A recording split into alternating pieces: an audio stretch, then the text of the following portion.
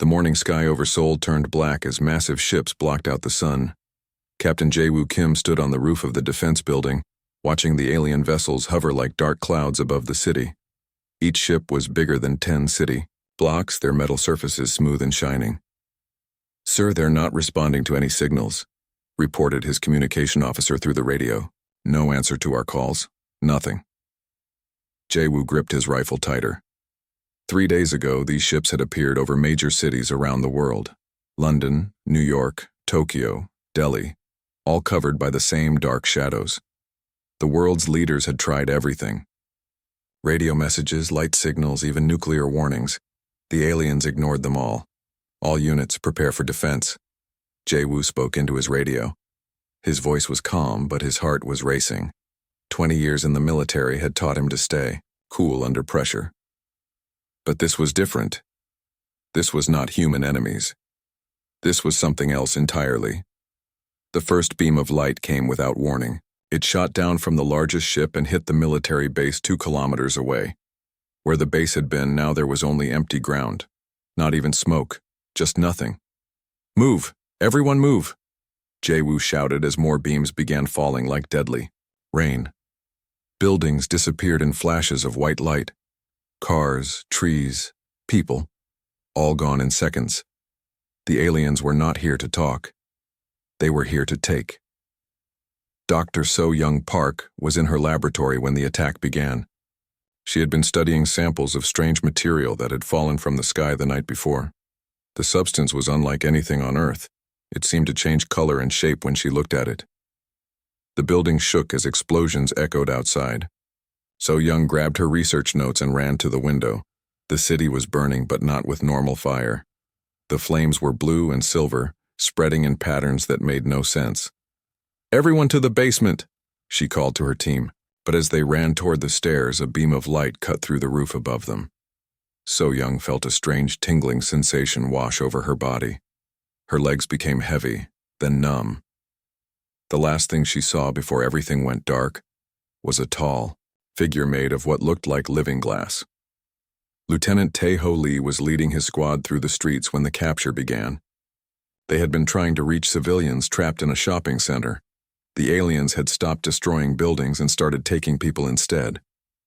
"Stay low and keep moving," Tae-ho whispered to his men. They crept through the ruins of what used to be a busy marketplace. Strange floating devices moved through the air above them, scanning everything with red lights.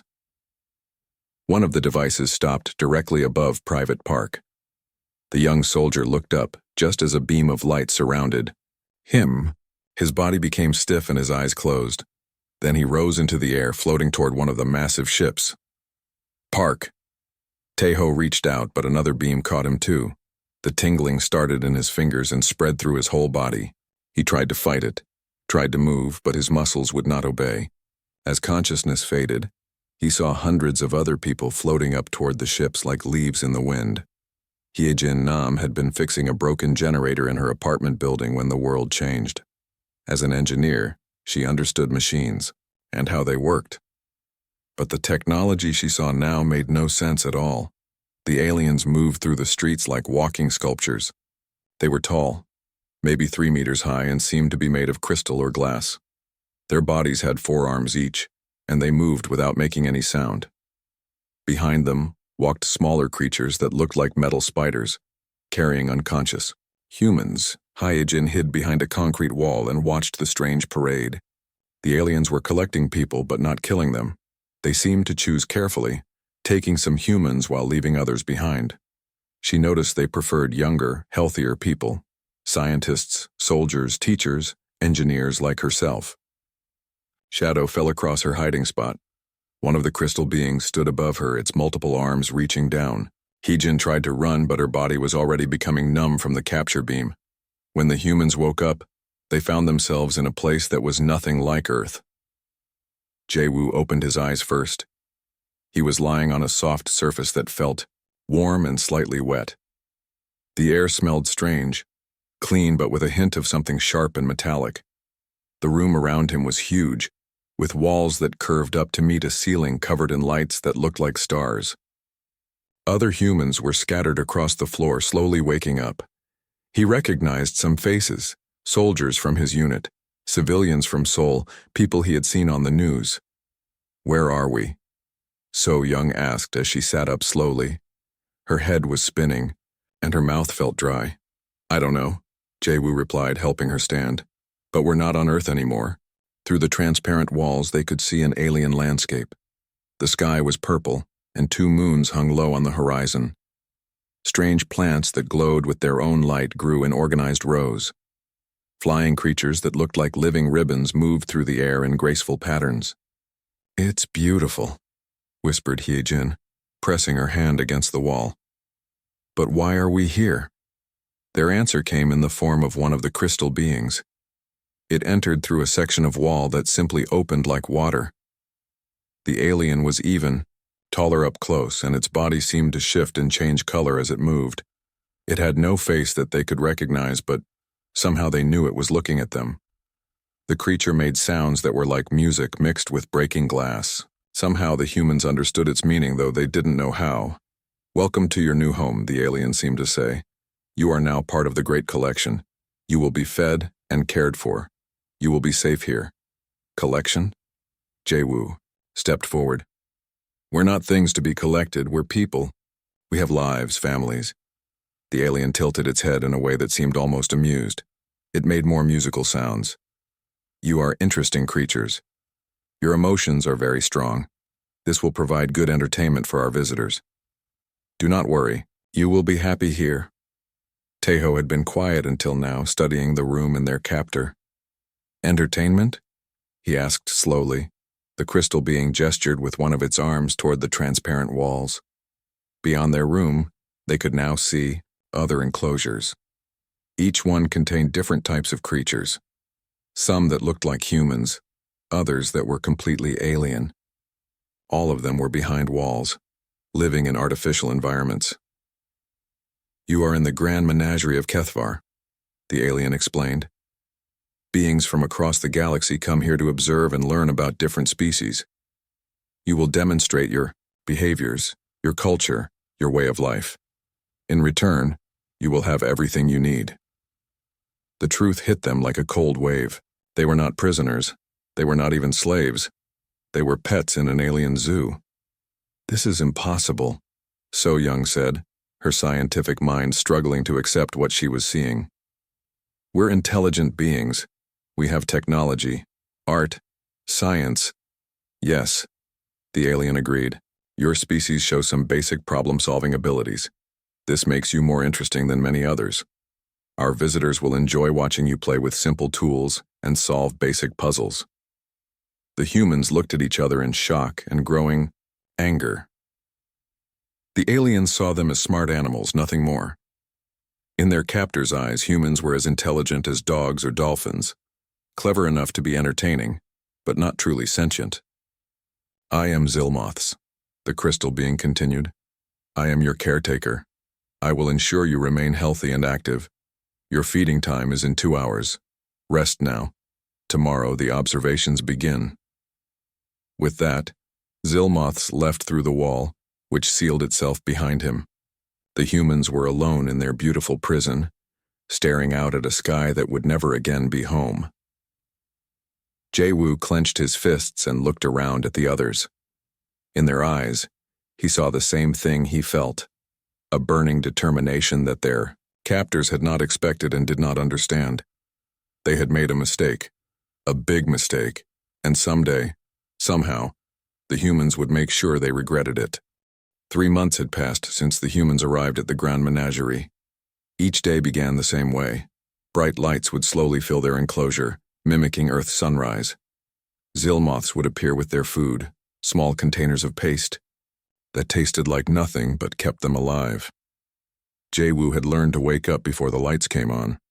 In those quiet moments of darkness, he would think and plan. The other humans had begun to look to him for leadership, just like his soldiers had back on Earth. But this was harder than any military operation he had ever faced. "Good morning, Captain," So Young whispered as she joined him near the far wall. She had started calling him Captain again, even though ranks meant nothing here. It helped them remember who they used to be. Any new observations? Jae-woo asked quietly. So-young nodded and pulled out a small piece of soft material she had torn from her clothes. On it, she had been making marks, a record of everything they learned about their prison. The food dispensers activate exactly every 8 hours. The wall transparency changes on a 26-hour cycle, and the maintenance drones follow the same path every 3 days. What about the other enclosures? That's the interesting part, So-young said, pointing toward the transparent walls. I've been watching the creatures in the habitat next to ours. They're called mechtai according to the information displays. They've been here for over 2 years, but they still do the same simple activities every day. No learning, no adaptation. Jae-woo understood what she meant. The aliens expected their prisoners to behave like animals, repeating the same patterns without growth or change. But the humans were different. They were learning, planning, adapting. They just had to make sure their captors didn't notice. Tae-ho had been teaching the others how to move silently and communicate without words. Each morning, he would lead what looked like simple exercises. The aliens watching through the walls saw humans stretching and playing. They didn't realize they were watching military training disguised as entertainment. Remember, Tae-ho said as he showed a group how to signal with hand movements. Make it look natural, like a game or dance. They think we're just amusing ourselves. Young, engineer Hae-jin had made the most important discovery. She had noticed that some of the walls in their enclosure had thin lines running through them, so thin they were almost invisible. After weeks of careful observation, she realized these were energy conduits. The entire habitat was controlled by a network of power flowing through the walls. Look at this, she whispered to Jae-woo and So-young during their evening meal. She had learned to speak without moving her lips much in case the aliens could read lips. See how the lights dim when the cleaning drones are active? The power is being redirected. What does that mean? Jae-woo asked. It means the system has limits, Hae-jin explained. They can't run everything at full power all the time. And if the power has to be redirected, that means there might be ways to influence where it goes. So-young's eyes widened as she understood. You think we can interfere with their systems? Maybe, Hae-jin said carefully. But we need to learn more first, and we need to be very, very careful. The aliens held regular demonstrations for their visitors.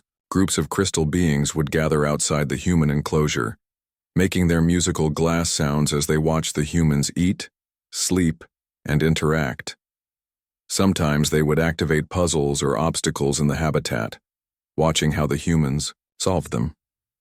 During one of these demonstrations, Jae-woo had an idea. As the alien visitors watched, he began organizing the other humans into groups.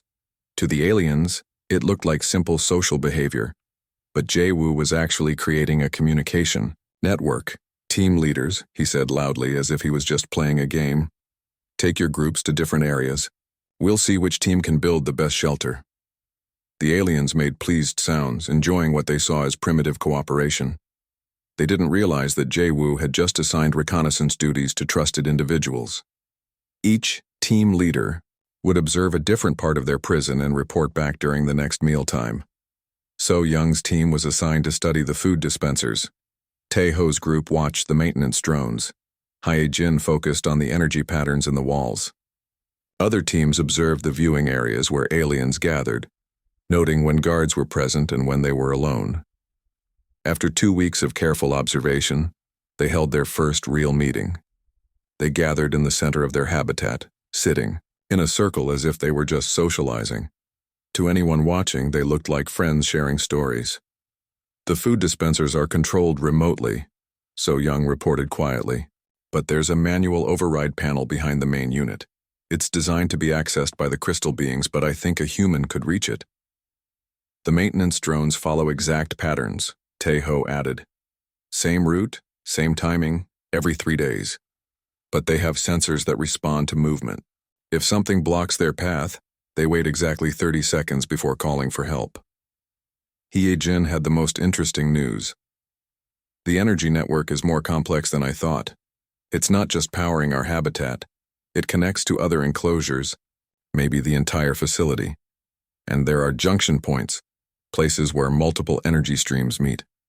If someone could access one of those points, you could affect multiple systems at once, Jae-woo finished. Exactly. But here's the really interesting part. The energy patterns aren't random.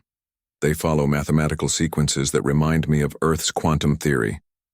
It's like their technology operates on principles we already understand, just applied differently.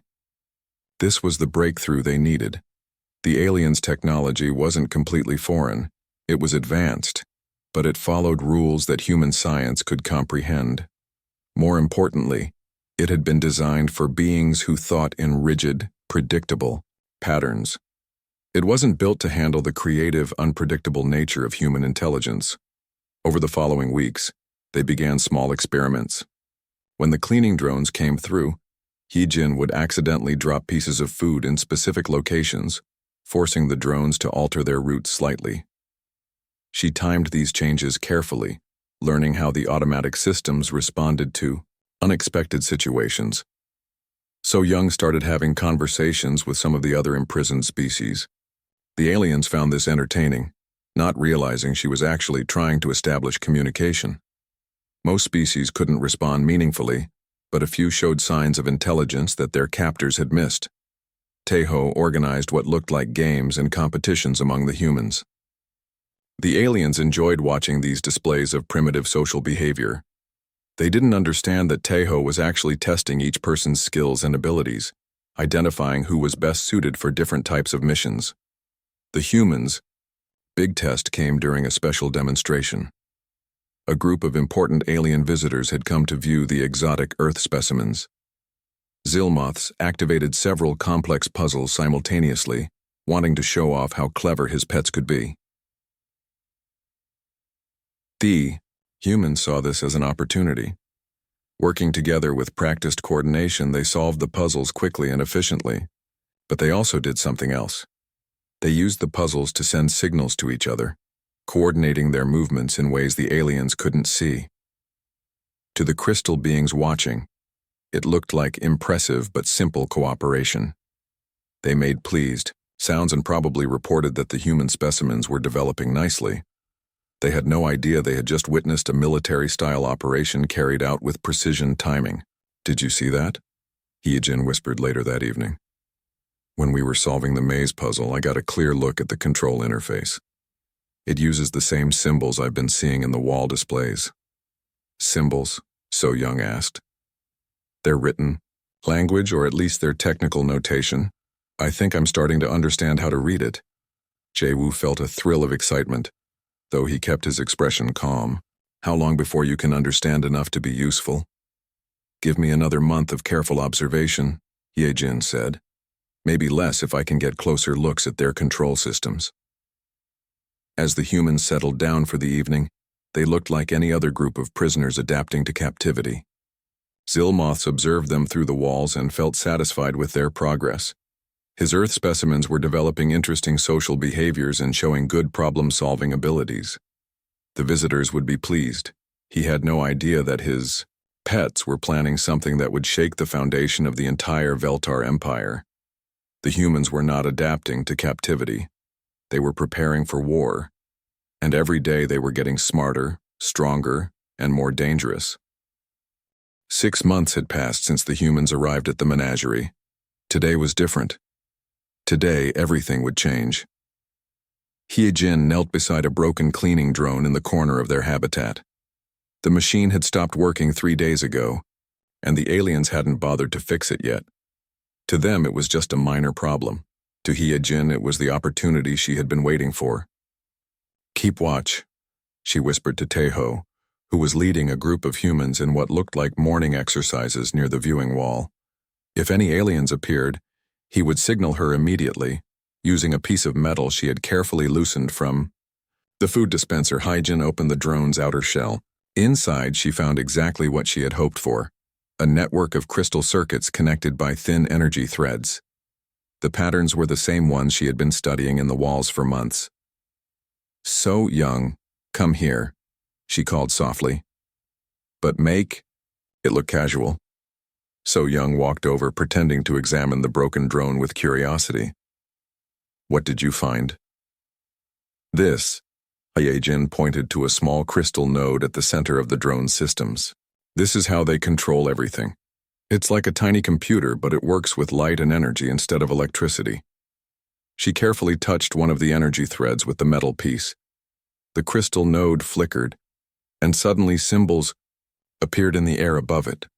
The alien writing system she had been trying to understand. I can read some of these now, Hyejin said excitedly. This symbol means power. This one means direction, and this one means connect. So Young's eyes widened.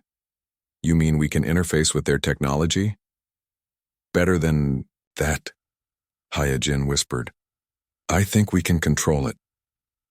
Working quickly but carefully, Hyejin began experimenting with the drone systems. She discovered that by touching different crystal nodes in specific sequences, she could make the machine respond. It was like learning a new language, but instead of words, she was using patterns of energy. After an hour of careful work, something amazing happened. The broken drone suddenly came to life. Its lights turned on and it began to hover above the ground. Turn it off, So Young hissed, looking toward the viewing walls where aliens might be watching. But Hyejin had already discovered something even more important. When she connected to the drone system, she could feel other connections, links to other machines, other systems spreading throughout the entire facility. So Young, she said, her voice shaking with excitement. Their whole network is connected. Every machine, every habitat, every control system, it's all part of one giant network. What does that mean? It means if we can access one part of the network, we can potentially access all of it. That evening, Jae-woo called a secret meeting. All the humans gathered in their usual circle, but this time the conversation was different. This time they were no longer just prisoners planning to escape. They were resistance fighters preparing for war. Tell everyone what you discovered, Jae-woo said to Hyejin.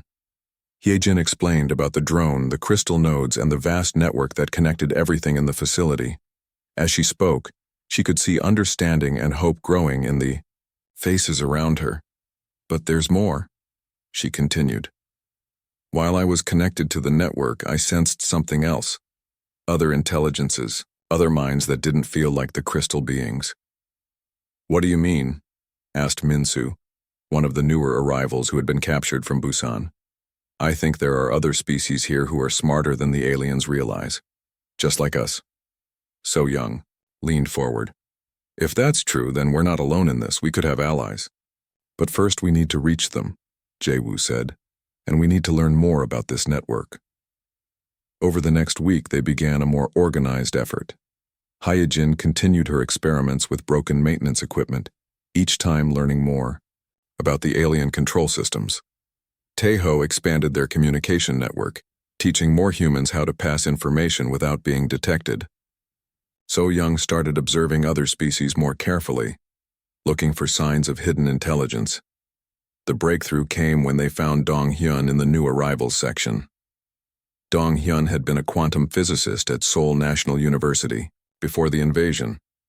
When Hyejin explained what she had discovered about the alien technology, his face lit up with understanding. Quantum crystalline matrices, he said immediately. I've been theorizing about this kind of system for years.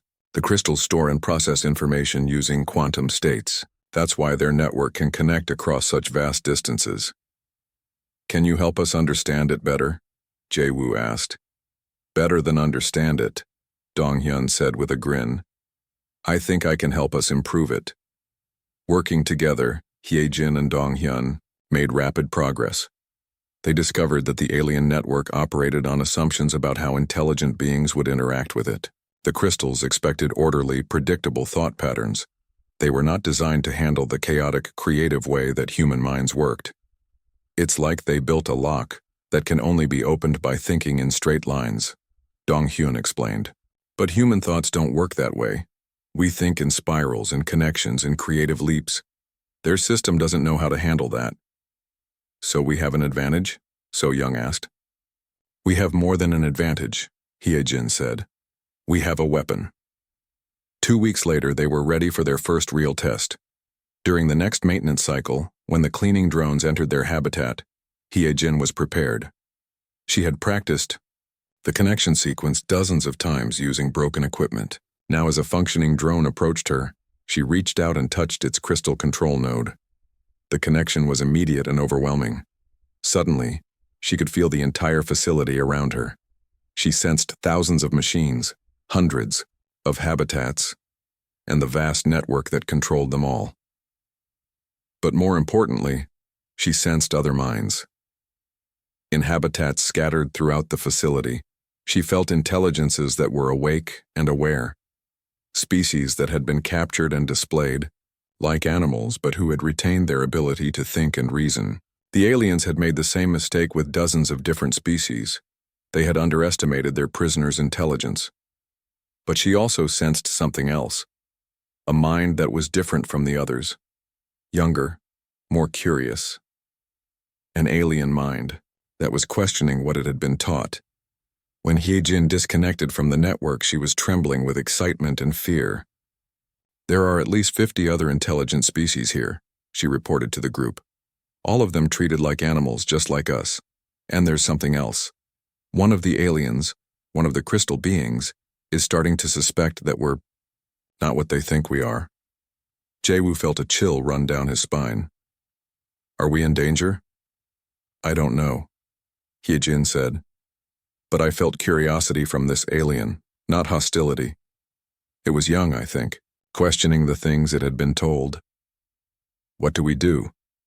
Taeho asked. Jae-woo looked around at the faces of his people. They had come so far from the helpless prisoners they had been 6 months ago. Now they were organized, informed, and armed, with knowledge their captors didn't expect them to have. "We take the next step," he said firmly. "We make contact with the other species. We build an alliance, and we prepare for the day when that curious young alien discovers the truth about what we really are. And if that day comes too soon?" "So young?" asked. Jae-woo's expression hardened with determination. "Then we make sure we're ready to show them exactly how wrong they've been about Earth's children." Unknown to the humans in another part of the facility, a young crystal being named Morthek was reviewing observation reports about the human specimens. Something about their behavior patterns was bothering him. They were showing signs of development. That didn't match what the textbook said about primitive species. Tomorrow, he decided he would observe them more closely. He wanted to understand what made these Earth creatures so different from all the others. He had no idea that tomorrow, everything he believed about intelligence and evolution would be turned upside down. 1 year had passed since the humans first arrived at the menagerie. Today, their careful planning would finally become action. Jae-woo stood in the center of their habitat, looking at the 43 humans who had become his family, his army, and his hope for the future. Each person had a specific role to play in what would happen next. "Remember," he said quietly, "we have one chance to get this right. If we fail, not only will we be discovered, but every intelligent species in this place will remain enslaved forever." Hyejin checked the small device she had built from salvaged drone parts. It looked like a simple toy made from broken pieces, but it was actually a sophisticated interface that could connect to the alien network without being detected. "All the connections are ready," she reported. "I've established contact with representatives from 12 different species across the facility. They're all waiting for our signal." So Young had spent months learning to communicate with these other species through the network. Each race had different ways of thinking, but they all shared one thing. They were much smarter than their captors believed. "The Helix from Sector 7 have been planning their own escape for 3 years, she said. "The Wanderers in Sector 12 have been mapping the entire facility, and the Builders in Sector 3 have been weakening structural supports in key areas." Donghyun had made the most important discovery of all. "The control center is in the central tower," he explained. "If we can reach it and access the main network hub, we can override every system in the facility. Locks, barriers, communication, everything." Taeho had trained teams for this moment. "Security teams are in position. We have people ready to take control of the main corridors, the transport systems, and the guard stations. But we need the network access first. The plan was complex but simple in its brilliance. While the aliens thought they were watching primitive creatures play with broken toys, the humans would actually be launching a coordinated attack on every system in the facility. At exactly noon, when the alien guards changed shifts, Hye-jin activated her device. The connection was stronger this time. As soon as she linked to the network, she felt the presence of her allies, dozens of intelligent species who had been waiting for this moment. Together, they began their assault on the alien control systems. The first targets were the accidents that Taiho had planned. Across the galaxy, similar facilities experienced sudden system failures. Food dispensers in multiple sectors broke down simultaneously. Transport systems developed mysterious navigation errors. Communication networks began experiencing strange delays. To the crystal beings monitoring these problems, each incident seemed random and unconnected. They had no idea that every malfunction was carefully planned and executed by the species they considered nothing more than entertaining animals. Phase 1 complete, Hye-jin reported as she maintained her connection to the network. All diversionary systems are active. The aliens are sending repair teams to 12 different sectors. Excellent, Jae-woo said. Taeho, begin Phase 2. Taeho had been watching the patterns of alien movement for months. He knew exactly when and where the guards would be distracted by the system failures. As repair teams rushed to handle the emergencies, large sections of the facility were left with minimal security. Teams Alpha through Delta, move now, he signaled using the hand gestures he had taught them. The humans moved through their habitat with practiced precision. To any alien watching, it looked like they were responding to the excitement of the malfunctions around them.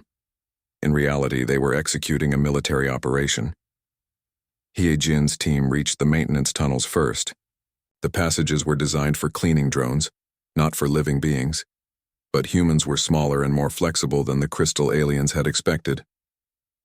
We're in, Hye-jin whispered into her improvised communicator, moving toward the central network, hub. Meanwhile, So-young was coordinating with their alien allies through the network connection.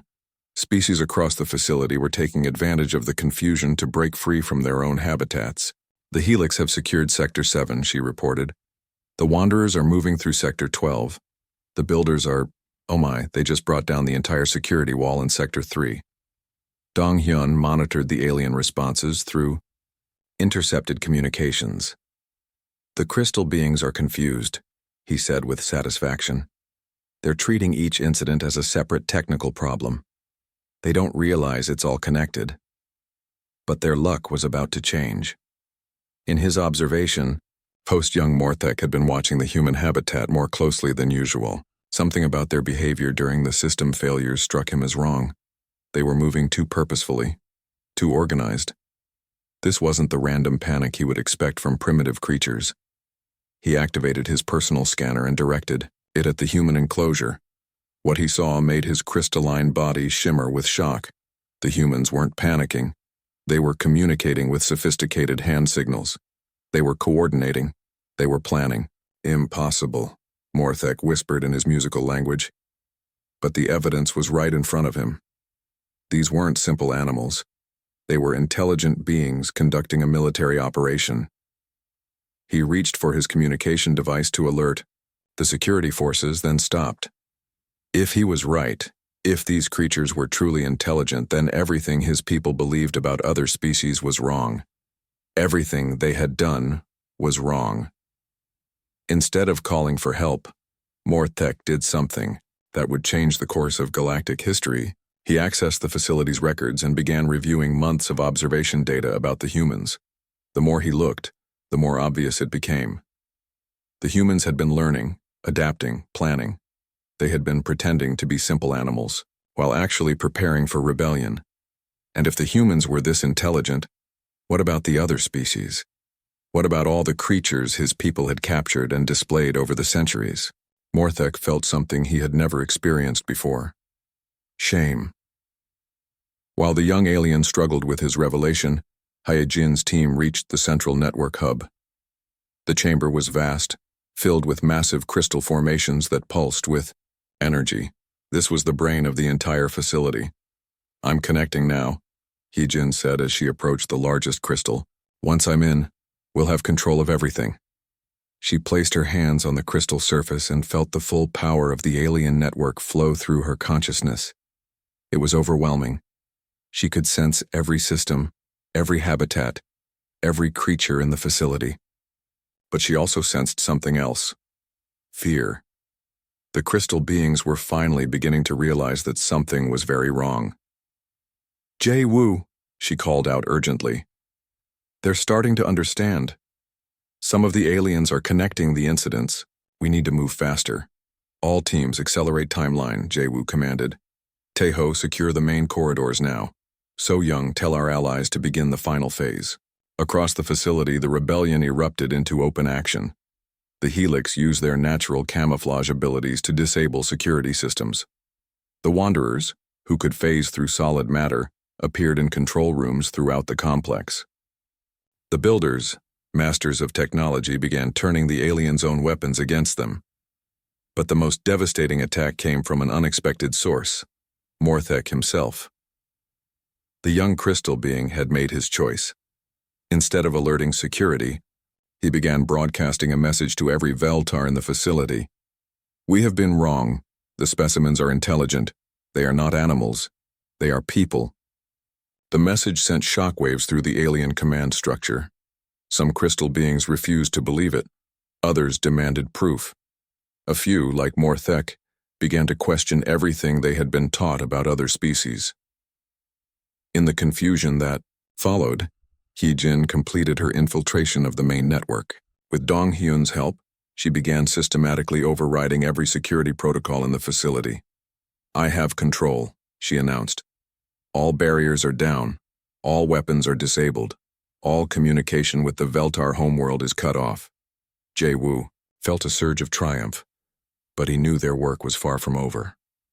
They had taken control of one facility, but the Veltar Empire spanned dozens of worlds with millions of enslaved beings. Phase 4, he commanded. Liberation Protocol. Throughout the facility, habitat barriers dissolved. For the first time in years, in some cases decades, intelligent beings walked free from their cages. The air filled with sounds of joy, relief, and determination in hundreds of different languages. The humans had done more than escape. They had sparked a revolution that would spread across the galaxy. But in the depths of space, other Veltar facilities were receiving emergency signals. The Empire was about to learn that their pets had become their greatest threat.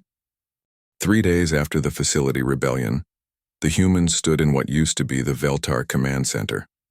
The crystal formations that once controlled thousands of imprisoned beings now served a new purpose.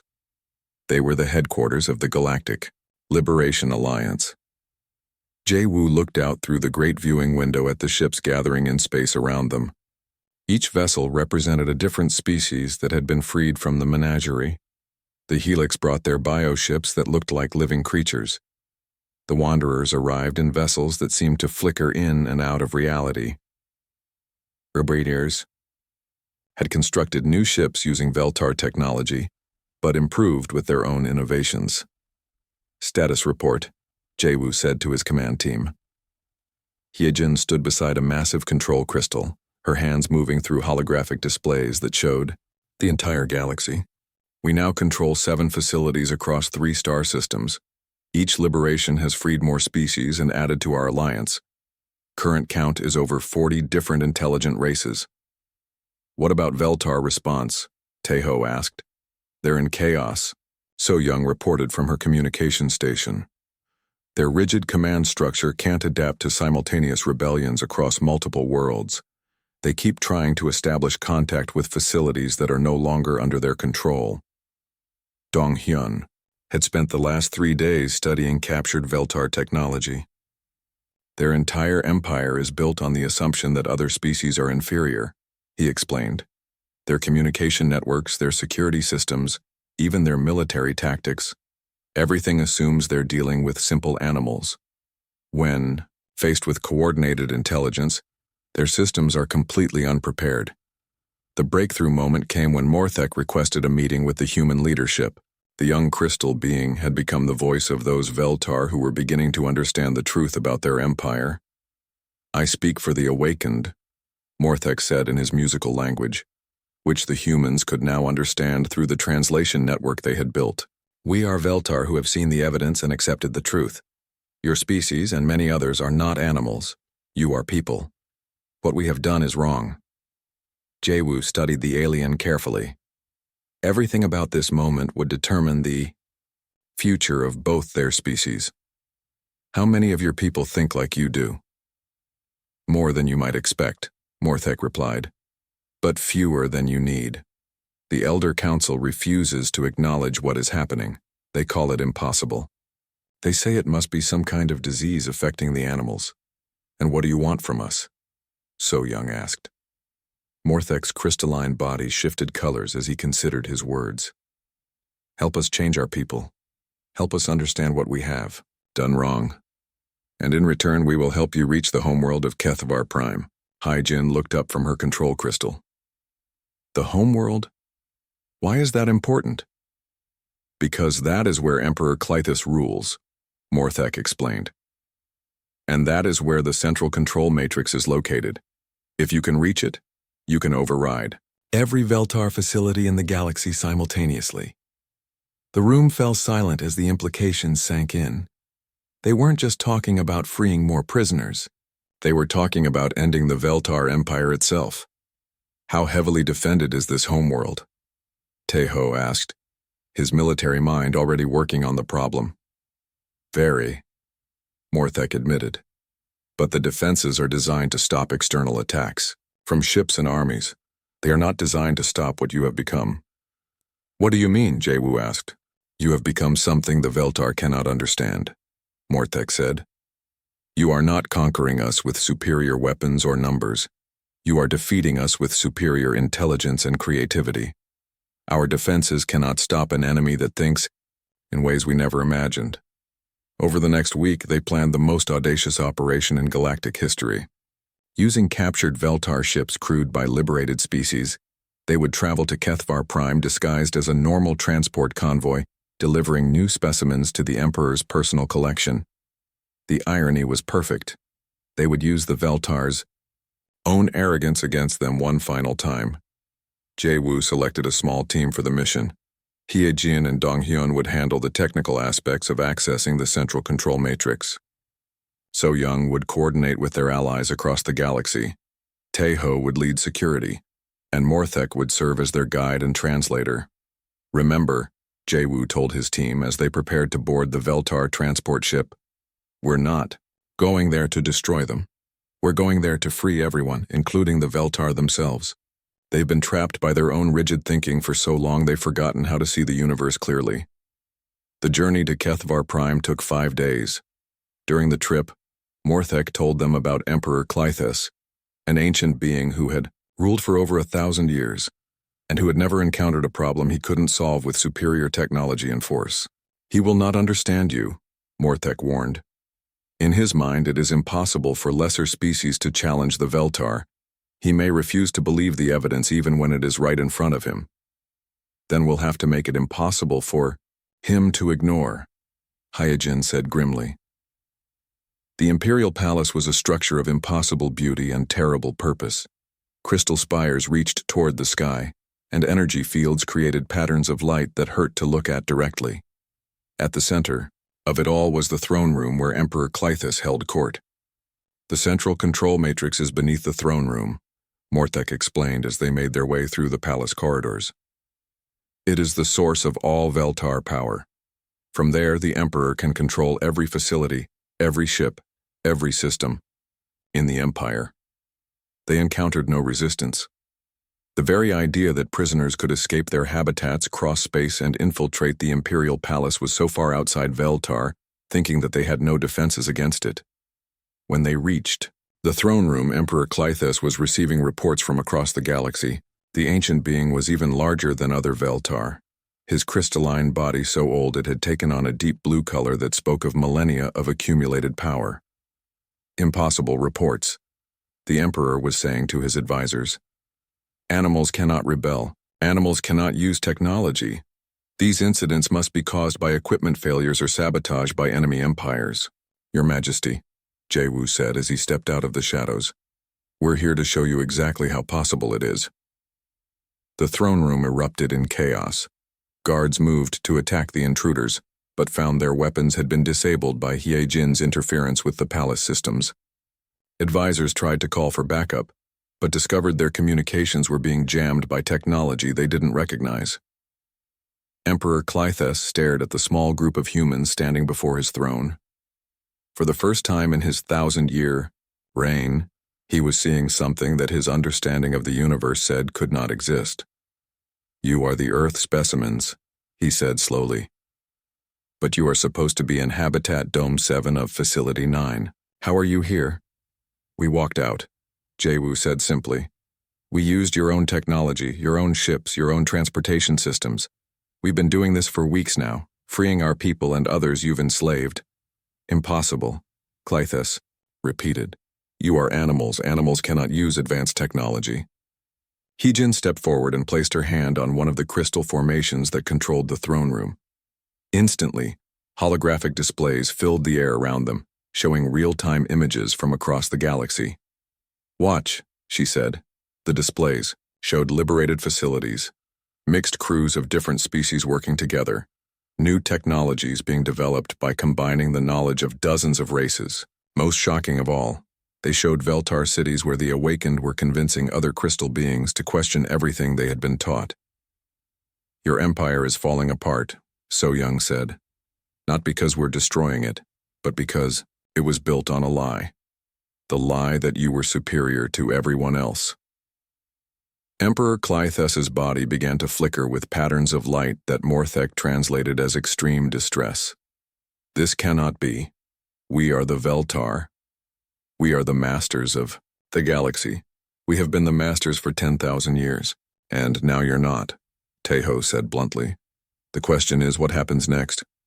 Dong-hyun had been working at the central control matrix while the others spoke.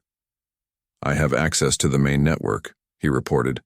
"I can override every Veltar system in the galaxy with a single command." "Do it," Jae-woo ordered. "Wait," Morthek said urgently. "If you shut down all our systems at once, millions of Veltar will die. Our cities, our life support, our transportation, everything depends on the network." Jae-woo looked at the young alien who had risked everything to help them. Then he looked at Emperor Clythes, who was staring at them with the beginning of something that might have been understanding. "We told you we weren't here to destroy you," Jae-woo said. "Dong-hyun, transfer Control T."